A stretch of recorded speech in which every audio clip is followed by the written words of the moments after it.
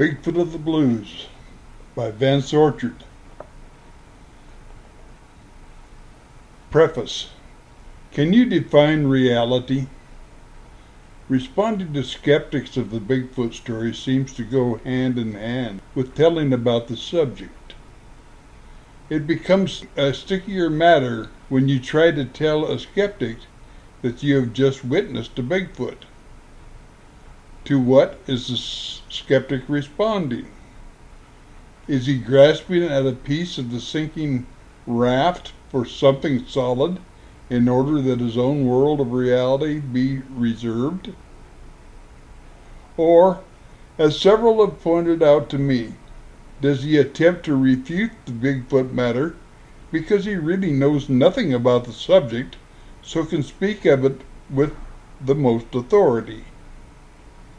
I ran across some interesting thoughts on this matter in reading the Do Not Test Us, a fascinating, can't-put-down kind of book about one man's ventures into the world of the psychic phenomena. Dick Walker of Portland, Oregon, the author, struck me as an ordinary Joe, one to whom I could readily relate. In his book, Walker relates an incident wherein a boy in Fiji performed something highly unbelievable. A transformation of the boy, while seemingly in a catatonic trance, into a giant of a man who claimed he was from an era 600 years in the past. Walker relates how the witness to this event, a doctor and Nobel Prize nominee, was highly ridiculed by some of his peers when he later told of the incident. We will account for it within this accepted version, which is for us the norm. When a completely alien deviation comes along, it threatens our very sanity, so we reject it. Any changes, even small ones, in what we accept as reality have to be introduced gradually if they are to fit into this accepted reality. Well, gentlemen, the phenomenon which I personally witnessed and which I have described to you violates all that is accepted in our current version of reality. Therefore, you are inclined to ridicule it at once, without giving it even a cursory examination. Then you turn your backs and mutter that it's obviously an illusion. This is because you can't define it as veritable reality. With your current concepts of science, what I experienced in the Fiji boy's transformation was no illusion, I assure you, and I was not hallucinating. I, myself, wanted at first to excuse my own skepticism by saying that the human personality has definite limitations. Then, somewhere deep inside me, a voice commanded me to believe that the human personality has no limitations, except those which it accepts, and that the impossible and the highly unlikely, because of an amazing explosive technology, have already moved into the realm of the possible. And that, gentlemen, is where I stand on this matter. I rest my case. The doctor then added, nobody said anything at first. Then one of the men, who had been unequivocally critical and singularly vituperative, said in a very small voice, "Harry, do you have a couple of aspirin? I'm certain readers of the ages which follow will need no aspirin to assist them in the perusal. I do think that recalling these words you've just read will be of help as you read those words which follow. But whatever. Enjoy, enjoy, enjoy." Vance Orchard, Walla Walla, Washington, 99362, 1993. Chapter 1 by Vance Orchard. For 32 years, the outdoors reporter for the Walla Walla, Washington Union Bulletin. I know what I saw, and I'm not going to change, because that's what I saw. Paul Freeman, Mill Creek Watershed Patrol Rider, who claims to have seen a huge, hairy, man-like creature on his rounds Thursday, said the creature was unlike anything he had seen in a lifetime of woods experience. But it isn't a robot, that's certain, whatever it is. I could see the muscles in his legs move when he walked. I could see the muscles in his arms and shoulders. It just plain scared me. And I have never been scared in the woods before. This thing was real. It was big enough to tear the head right off your shoulders if it wanted to. Freeman's reference to a robot concerned a story in Sunday's Union Bulletin that quoted John Eric Beckjord, director of an organization known as Project Bigfoot. Beckjord of Seattle suggested the creature Freeman saw could have been a robot, weighing some 4,000 pounds. Reacting to the story, Freeman said, "This is crazy. No way does it, the creature, have that kind of weight. It would have had to be made of solid lead to weigh that much. It might weigh 750 to 850 pounds, not over that." Freeman, who says he has hunted and trapped all my life, came to Walla Walla Valley a year ago from Camas, Washington, near Mount St. Helens, an area where many Bigfoot sightings have been reported in years past. "I never saw anything like this in that area," Freeman says. "I never believed in them, for that matter. Figured there wasn't any such thing. I was a complete atheist on the subject. Today, Freeman is a believer. I saw something Thursday. It wasn't an animal either. Could it have been a bear? No. I see bears all the time in the watershed. I just stand still and they walk off." Shown a 1967 photograph of the Bigfoot captured on film in California by the late Roger Patterson, Freeman noted similarities to what he claims to have seen at the top of the Tiger Canyon Road in the Blue Mountains a few miles south of Walla Walla. It had a high crown on its head, like this one in the picture. The face was more open. Its palms were light-colored. Freeman says the creature was covered with reddish-black or brownish hair, except for the face, the palms of its hands, and the soles of its feet. While the creature uttered no sounds, Freeman says he could easily hear the sounds of its footsteps. It was real. I thought it was going to come at me when I first saw it coming down the bank, because the hair on its neck and head just went forward like the hair will on a dog's back. It did it 3 times. Then it just turned and started walking down the road, looking back at me once in a while. There was no way a person could put a suit on and make that kind of stride. The big prints were spaced at some 64 inches apart, like that creature made. I tried it, and the best I could do was 4 feet. Freeman doesn't carry a weapon on his horseback patrol duty, but after last Thursday's experience, he admits that he'd like to be able to carry a gun. "I kind of get an eerie feeling when I go back up there now," he says.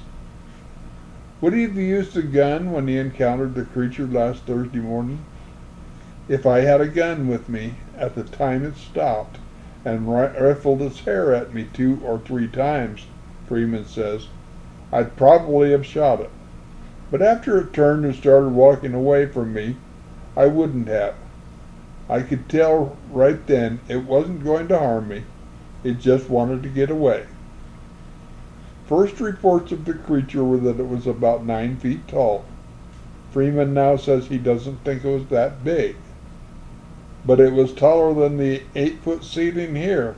Freeman's life and that of his family has not been the same since he excitedly phoned the news of his encounter to the Walla Walla office of the U.S. Forest Service.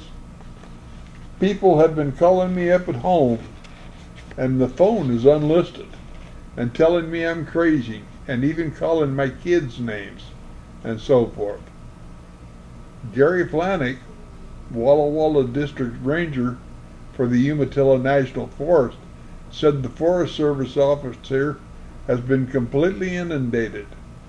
We don't know how to handle this sort of thing. It's at the point where Paul Freeman and Wayne Long have no privacy. Long, the district's fire control officer, has been assigned to head an investigation of the sighting. Flanick said his office probably would be forced to issue daily or regular bulletins.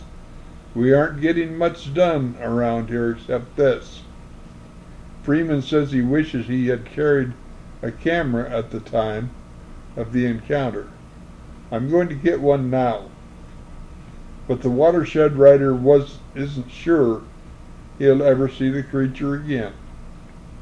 From the stride it had as it walked away, it likely was way over into the Wanaha-Tucanon Wilderness area by nightfall.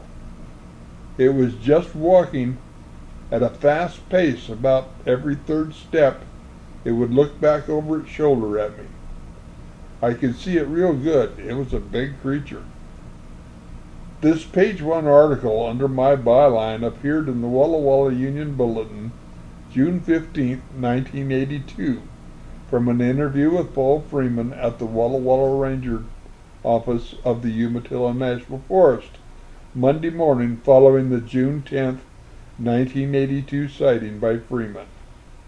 What Paul Freeman told me in the above interview has continued to be his staunch belief since that day. He came across the Bigfoot and reported it to the Forest Service superiors at Walla Walla. He said today that in light of what happened to his life and his family since that day, he probably would not have reported what he saw. Scorn, ridicule towards him and his family, including much taunting of his children in schools, made Freeman determined to prove that he truly had seen one of the Bigfoot monsters. It is determination which has driven him, despite a crippling foot injury and probably decreased income, to pursue a dogged search for 10 years.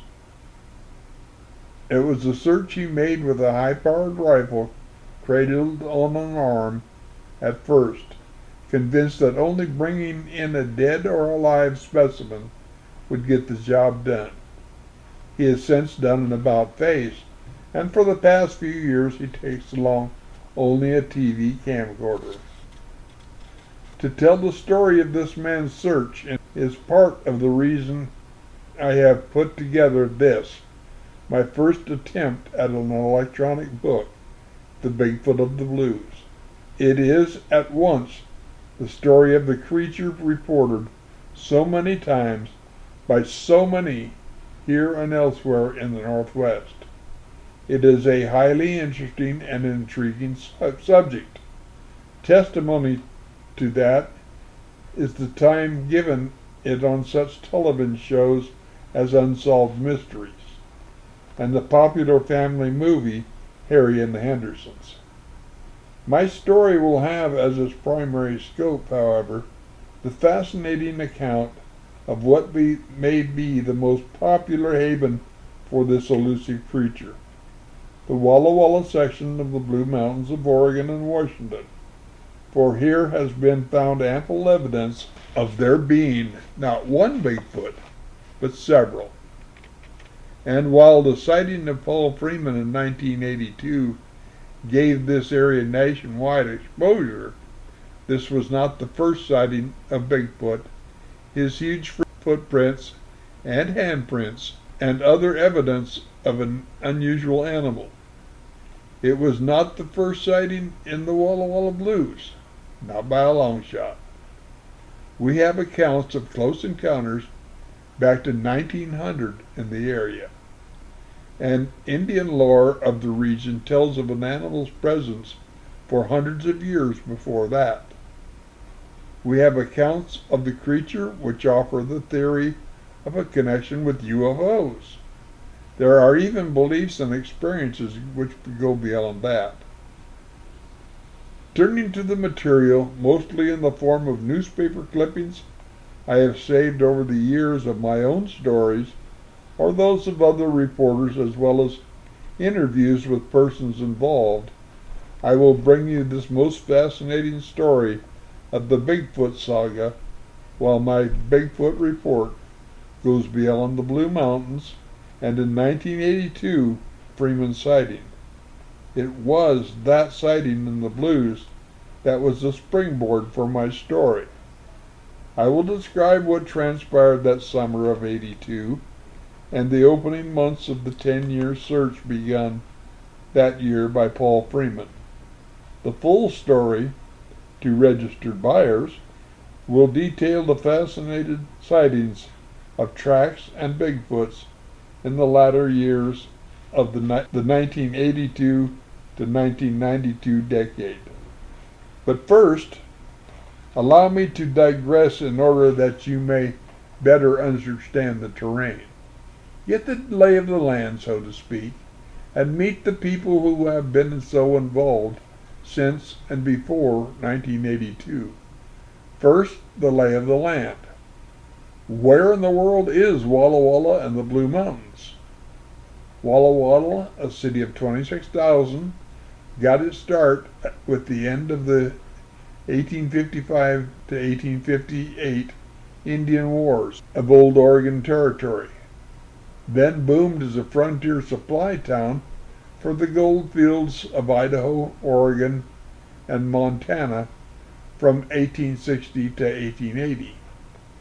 It is located in the southeastern part of Washington State, only 6 miles from the Oregon line. It is situated in the bountiful Walla Walla Valley, close to the foothills of the north end of the Blue Mountains. Its world-renowned Walla Walla sweet onions are a prime crop, but others include wheat, peas, alfalfa seed, and various fruit crops. The Blue Mountains run diagonally from southeast Washington through eastern Oregon. While not known for its high elevation, 7,000 feet tops, this ancient range is best known for its thick stands of timber and deep canyons and super elk hunting. Straddling the Oregon-Washington line is a 76,000-acre watershed, set aside by the federal government in 1918 for water supply for the city of Walla Walla. Humans and their livestock are kept out, except for a short special permit hunting season in the fall. In 1978, the Wanaha-Tucannon Wilderness area was created on several thousand acres adjacent to the watershed and stretching some 25 air miles easterly in the top half of the Umatilla National Forest, with restricted usage by humans because of its wilderness status. This total area represents a huge potential Bigfoot residence, seldom visited in any numbers by people. Here are some of the people you'll be meeting in my story. Paul Freeman. A giant of a man, Freeman stands some 6'5" tall and weighs 300 pounds or more. A woodsman all his life, he was raised in the John Day, Oregon region and elsewhere in the Northwest. He was no stranger to the dense forests and deep canyons of the Blue Mountains when he hired on with the U.S. Forest Service out of Walla Walla. His job? Riding patrol to keep humans and their livestock out of the Mill Creek watershed source of water for Walla Walla. It was while on patrol, June 10th, 1982, that Freeman, rounding a bend in an abandoned logging road, came face to face with an 8-foot Bigfoot. Freeman, who had been in his own words, a complete atheist on the subject, instantly became a believer, but life was not the same from that moment on.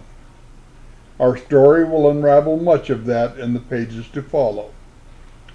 Wes Summerlin, a man who has spent most of his life in the Blue Mountains as a packer and tracker of lost people.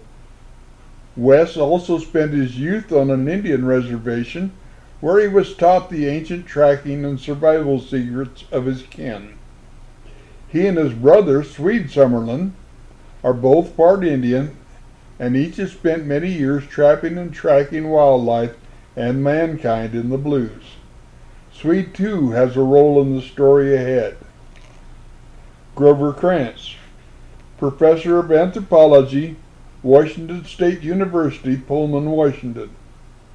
Krantz is one of the very first, and one of the few, scientists who acknowledge or even will talk about the presence of a Bigfoot. It is his studied opinion that Bigfoot is not human, a belief not likely to be proven or disproven until a live specimen is found. David Bean, a Walla Walla contractor. Bean comes to the Blue Mountains from his native Arkansas, where he was raised in the woods, and everyone knew how to track, even a squirrel, no matter where it went. Bean has been considered an excellent tracker by his Bigfoot aficionados. Roger Thornton, a Bigfoot enthusiast for many years and member of more than one Bigfoot expedition. Thornton brought his knowledge of the creature and his tracking and outdoors knowledge with him when he came to Waitsburg, 20 miles east of Walla Walla, a few years ago. His expertise in the subject, as well as the outdoors, have been assets in the search for Bigfoot of the blues. Phil Farnes, another who has spent much of his life in the outdoors, employed by the Soil Conservation Service in Montana. He became involved in the Blue Mountains Bigfoot when his family in Walla Walla reported the miles of Bigfoot tracks seen here in 1991. He is also a recognized outdoors photographer. Greg May, instructor of outdoor survival skills at Washington State University. May is a graduate of the Tom Brown Survival School of New Jersey. These skills and sophisticated electronic devices were brought into play here by him in the 1991 sightings of tracks, which descended from the mountains to a point only 7 miles east of Walla Walla. John Eric Beckjord, one who has long been interested in the Bigfoot phenomena. He has become involved in research into other anomalies such as the Loch Ness Monster, and is currently operating a unique museum of beasties at Malibu, California. He was on the scene at the time of the 1982 Freeman sighting and was the first to assign the Bigfoot to a world other than ours. His comments have proven highly controversial, as well as highly interesting. Jim Hukin, a retired biologist with the Oregon Department of Fish and Game. Hukin, of St. Helens, Oregon, has had an interest in Bigfoot for several years and has spent a lot of time investigating reports in Oregon's Cascade Mountains as well as the blues. Roger Patterson, the man who filmed a moving Bigfoot in 1967. He has since died, but his partner that day, Bob Gimlin, is still living in Yakima, Washington, and recalls with vividness that day when the only action photography of a Bigfoot was captured on film. Vance Orchard, the author of this book, has written about the Walla Walla country, the Blue Mountains, from stem to stern and top to bottom since 1951. First for the Walla Walla Union Bulletin, and since 1990 for the Waitsburg, Washington Times. No subject covered in that region and that time span has been of more interest than the Bigfoot story. I have been quite close to the Blues Bigfoot story since 1966, when I did my first news item about a man's sighting of awful big tracks, like a man's, while riding a motorcycle up the Mill Creek Road. That started it, and I have been hooked on Bigfoot ever since, collecting an apple box full of clippings and photographs and a sizable shelf of books and films on the subject. Following trails and trials of Bigfoot sighter 1982 Paul Freeman during that decade, and especially the past 2 years, has been easily the most intriguing story I have ever written about. I think you'll agree when you get the full story I'm putting together here. This project was sponsored by the International Society for Primal People. Reading was done by Tom Pappy Cantrell.